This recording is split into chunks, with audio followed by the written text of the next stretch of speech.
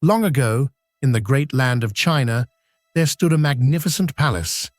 This palace was like no other in the world, made of the finest gold and surrounded by gardens so beautiful they seemed like paradise.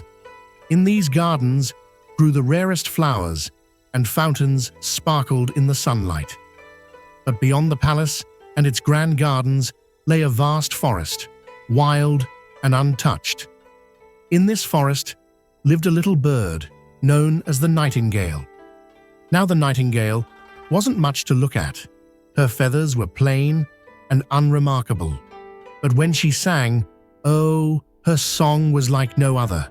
Her voice was so pure and enchanting that anyone who heard it felt their heart fill with joy.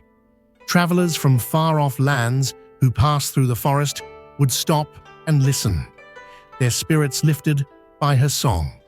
They wrote about her, calling her the most wonderful treasure in all of China. One day, the Emperor of China, sitting in his golden throne room, received a book filled with stories of his vast kingdom. He was proud as he read about the palace, the gardens, and his great achievements. But then he came across something that caught his attention. The book spoke of the Nightingale and how her song was more beautiful than anything else in the Emperor's kingdom. The Emperor was shocked.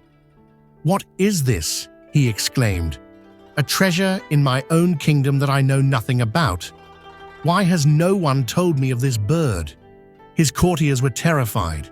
None of them had ever heard of the Nightingale, and they rushed to find her. They searched everywhere, through the gardens, along the rivers, and into the forest. Finally, they came across a humble kitchen maid. She smiled and said, "Oh, the Nightingale, I know where she lives. She sings for me when I go into the forest to fetch water." The courtiers begged the maid to lead them to the bird, and she agreed. Deep in the forest, they found the Nightingale perched on a branch, singing her sweet melody. The courtiers bowed low and said, "Little bird, the Emperor commands you to come to his palace. He wishes to hear your song." The Nightingale tilted her head and said, "The Emperor? Oh, he has been kind to my forest. So, of course, I will come and sing for him." And so, the Nightingale flew to the palace. She was brought before the Emperor, who sat on his golden throne, surrounded by his courtiers and treasures. The little bird began to sing, and the sound was so beautiful that the entire court fell silent. Even the Emperor, who had seen and heard many wonders, was moved to tears. "Your song is beyond words," the Emperor said. "You shall stay here with me, little bird. I will keep you in a golden cage, and you will sing for me whenever I wish."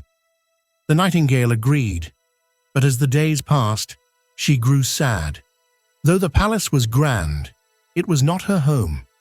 She missed the cool breeze of the forest, the rustling leaves, and the freedom of the open skies.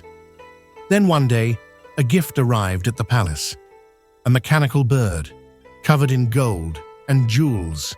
This mechanical bird could sing too, though its song was not nearly as beautiful as the Nightingale's. Still, the Emperor loved it. He wound it up again and again, marveling at its jeweled brilliance. Soon, he forgot all about the real Nightingale.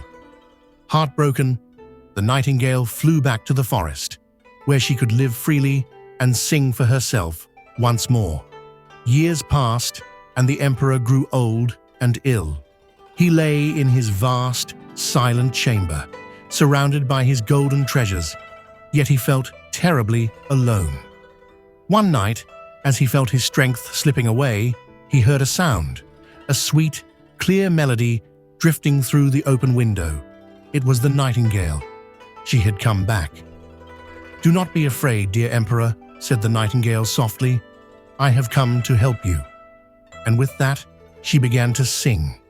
Her song was so beautiful and full of life that the Emperor felt his strength returning. He sat up in his bed, his heart lighter, his spirit renewed. "You have saved me," the emperor said, his voice filled with gratitude. "How can I ever repay you?" The nightingale smiled and replied, "I need no reward. Your tears when you first heard my song were thanks enough.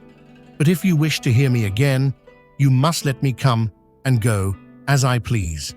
True beauty, my emperor, cannot be caged." The emperor bowed his head and said, "You are right, dear nightingale. From now on, you are free." And so, the nightingale returned to her forest.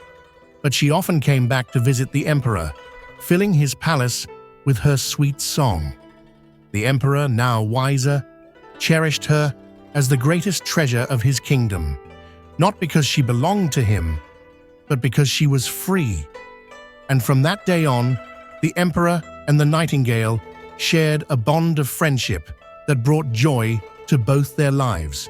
And that, my friends, is the story of the Nightingale, a tale that reminds us that the most precious things in life cannot be bought, owned, or caged.